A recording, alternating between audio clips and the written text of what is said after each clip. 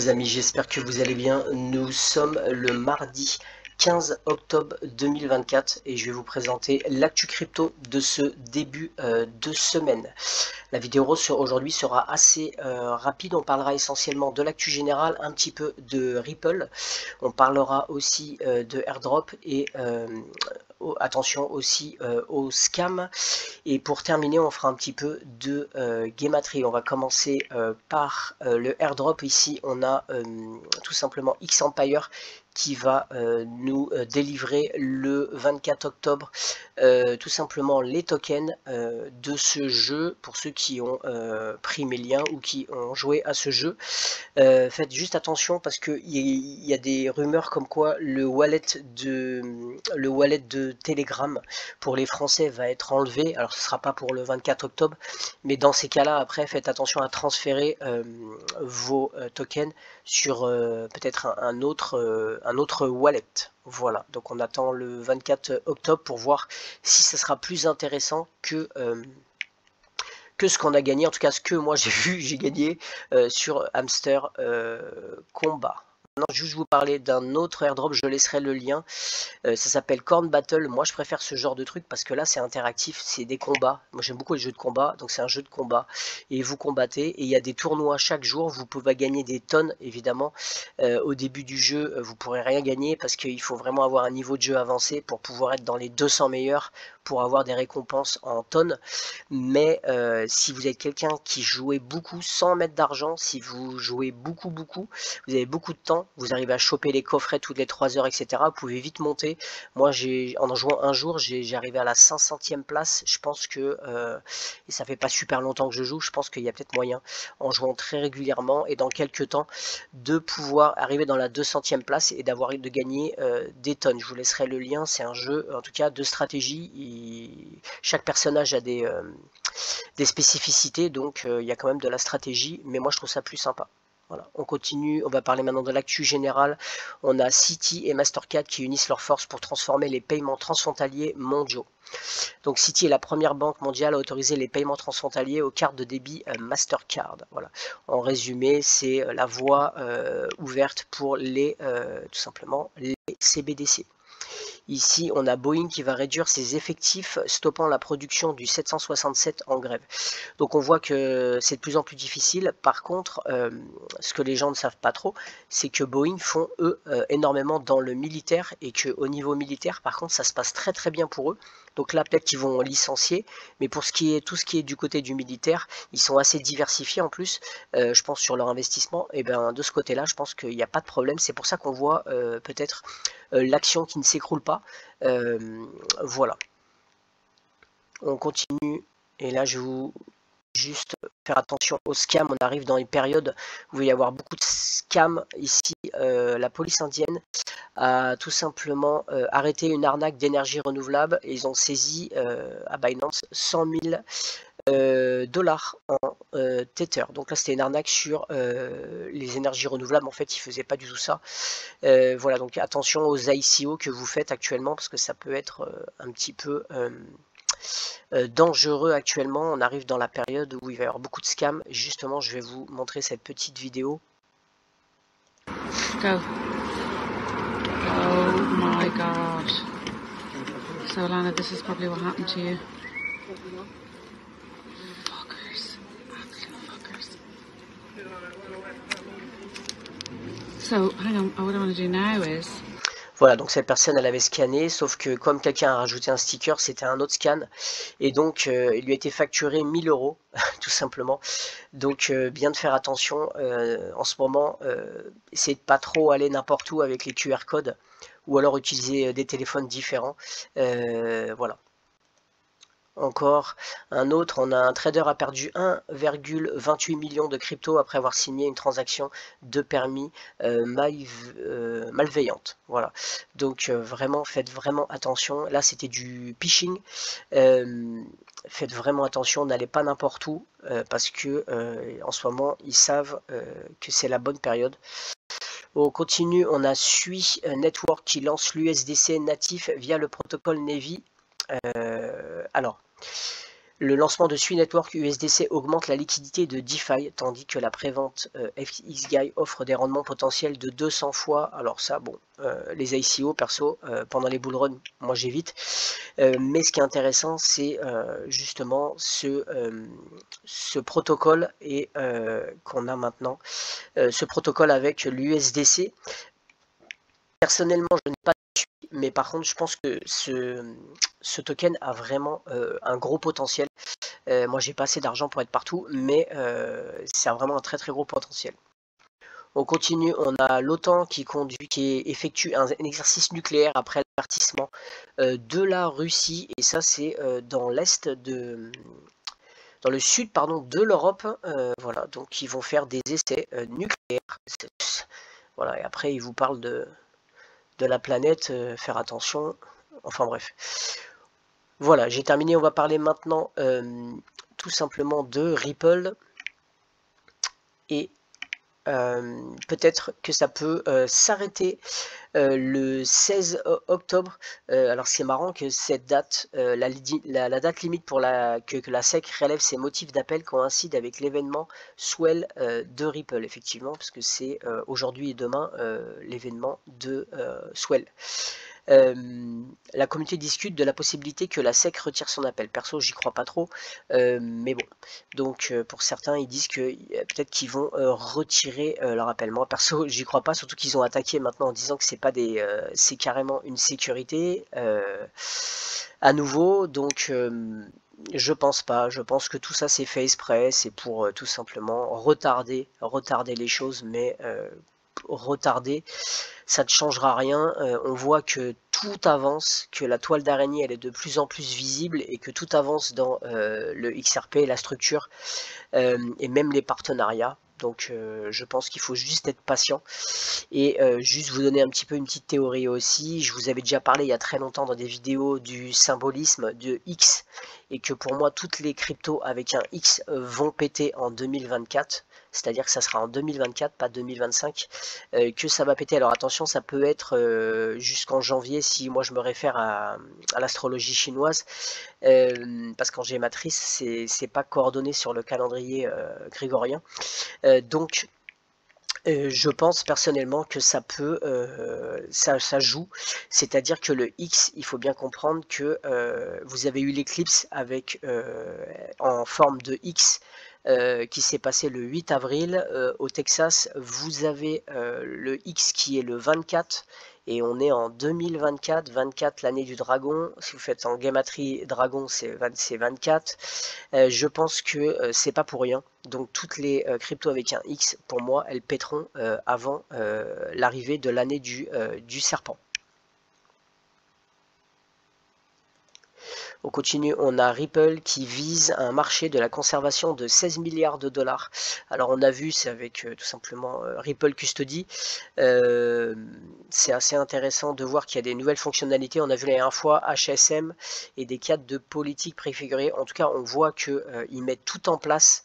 Tous les rails, tout est mis en place, ils continuent d'avancer parce qu'ils savent que de toute façon c'est inévitable, la technologie gagnera sur tout simplement la corruption de la SEC.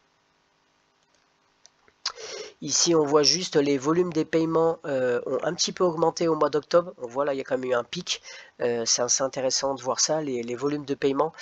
Et une dernière chose, au niveau, ça a été voté, le XRP Fees simplifie les calculs des coûts de transaction pour utiliser directement le XRP plutôt que de calculer indirectement en unités de frais et de traduire les résultats en XRP. Met à jour toutes les instances des unités de frais dans le protocole et les données du grand livre pour être des gouttes de XRP à la place y compris. Ce que je lis là, c'est qu'en fait, ils veulent simplifier encore les calculs des coûts de transaction. Pourquoi? Parce qu'ils s'attendent à des gros volumes, et du coup ils veulent vraiment simplifier les choses. Donc ça prouve bien qu'ils sont encore optimistes sur tout simplement l'avenir de la technologie de XRP Ledger. On continue, on a le Ripple Swell, et ça va être intéressant de voir ce qui va être dit. C'est aujourd'hui et demain à Miami. Et là, on a beaucoup de pointures qui vont parler, que ce soit chez Coinbase, CME Group, Conseil, BBVA, Ripple et aussi le département des services financiers de l'État de New York. Bref, il y a beaucoup de monde et c'est pendant 2 jours. On va voir ce que disent tout simplement ces entités. Ça va être très intéressant à suivre. J'ai terminé et maintenant on va parler tout simplement de juste un tout petit peu d'astrologie. Et là on a le 17 octobre comme je vous avais dit, après les full moon. Généralement c'est là que ça va commencer à s'accélérer, à pump. Et là on a le 17 octobre, on a tout simplement ce qu'on appelle super lune et du chasseur. Il y a quelques super lunes dans l'année et le 17 octobre, donc c'est une lune qui va être vraiment à haute énergie et je pense que ça va vraiment pomper pour le BTC. Je pense qu'il va essayer de casser tout simplement ses résistances et peut-être casser celle de 71 000 pour aller découvrir des nouveaux sommets. Et à ce moment-là, on aura le XRP qui va se réveiller puisqu'il est complètement corrélé au BTC. On voit ici la super lune du chasseur le 17 octobre 2024 et on a la super lune du castor le 15 novembre. Celle-là, à mon avis, après les élections, je pense que ça sera une big correction. On peut noter aussi que là, cette semaine, on est la semaine 42e semaine. Et si vous faites à l'envers, c'est le 24. On sait que le dragon, c'est le 24. On est en 2024. Voilà. Et maintenant, on va parler tout simplement de guématrie. Et on va parler d'astrologie sur l'année du serpent. L'année du serpent, la prochaine, c'est 2025. Et il faut bien comprendre que si vous regardez les dates, à chaque fois, c'est synonyme de guerre. En 1905, il y a eu la guerre. En 1917, Première Guerre mondiale. 1929, crise économique. La grosse crise de 1929. Avec des guerres civiles, etc. 1941, c'est le début de la guerre, Deuxième Guerre mondiale pour les Américains. Vous avez le Vietnam en 65. Bref, vous pouvez 2013. Si vous tapez, regardez, 2013 guerre, on voit guerre civile en Syrie, au Soudan, Afghanistan. Vous avez le début de la guerre en Ukraine avec le Donbass en 2013, les bombardements, les islamistes au Mali. Enfin bref, voilà, vous avez le feu d'artifice. Voilà. Et donc je pense personnellement que 2025 va être une année où la troisième guerre mondiale va se officialiser. Ce sera plus des proxys. Voilà, ils ont de toute façon besoin de cette guerre. Et d'ailleurs, on va juste taper, j'avais déjà montré, vous avez Égypte ici. Si vous tapez, vous avez réduction, vous avez 28. Si vous tapez Israël, réduction 28. Si vous tapez Turquie, réduction 28. Ils sont liés et pour moi, je pense personnellement qu'il y a des pays qui vont rentrer en guerre contre Israël et je suppose la Turquie et l'Égypte entre autres. Et ensuite, dans les prophéties, on sait aussi qu'il y a, dans les prophéties, on l'a vu, beaucoup de prophètes, en fait, l'ont dit dans leurs prophéties qu'il y aurait les Balkans qui vont rentrer en guerre. Et c'est à partir de là, il y a aussi un assassinat qui permettra de lancer cette troisième guerre mondiale. Donc on continue et maintenant on va parler de l'hurricane Milton. Et ce qui est intéressant, c'est que le 7 octobre, ils ont dit que cet ouragan passait en catégorie 5 et qu'il allait se menacer la Floride. Donc ça c'est important de noter, le catégorie 5 et qui visait la Floride. Et là qu'est-ce qu'on va regarder?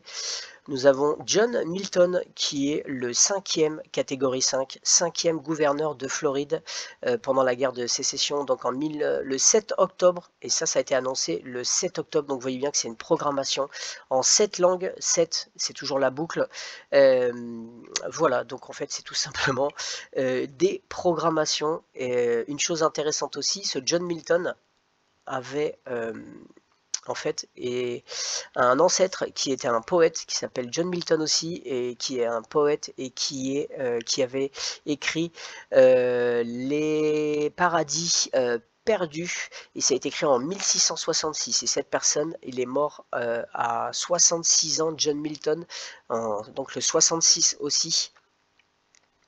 Voilà, on va juste continuer, et il y a une chose on va retourner sur ce Wikipédia.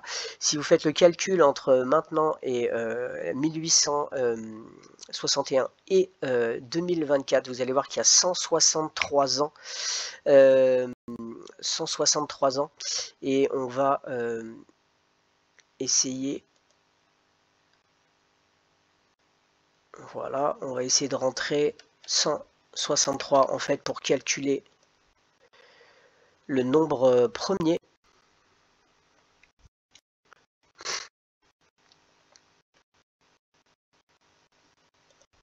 On va essayer.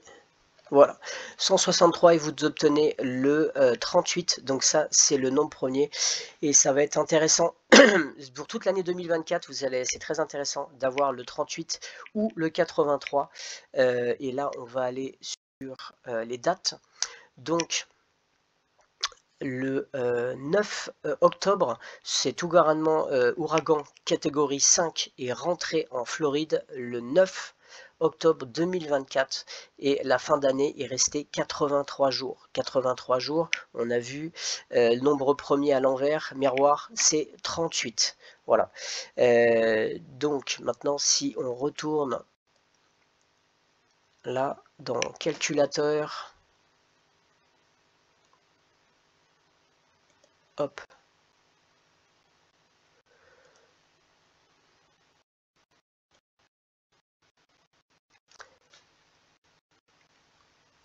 Voilà, on va taper Milton, et qu'est-ce qu'on retrouve? Ordinal 83 ou 38 en miroir. Donc on voit bien que c'est tout simplement des rituels, et que c'est programmé. Voilà, et bien écoutez, j'ai terminé pour cette petite vidéo, j'espère que ça vous a plu. Je ferai logiquement jeudi les pensées du jeudi, et là on parlera de crypto-monnaie, un petit peu de stratégie pour des sorties, parce que maintenant on va commencer à arriver dans la période où va falloir je pense que normalement vous avez tous programmé vos sorties, mais en tout cas de voir un petit peu quelles sont les stratégies qu'on peut adopter pour faire des sorties par palier. Voilà. Et bien écoutez, bonne journée à tous, n'hésitez pas à liker, à vous abonner, et je vous rappelle que vous avez le Discord ou bien aussi le Telegram si vous voulez. À très bientôt, ciao.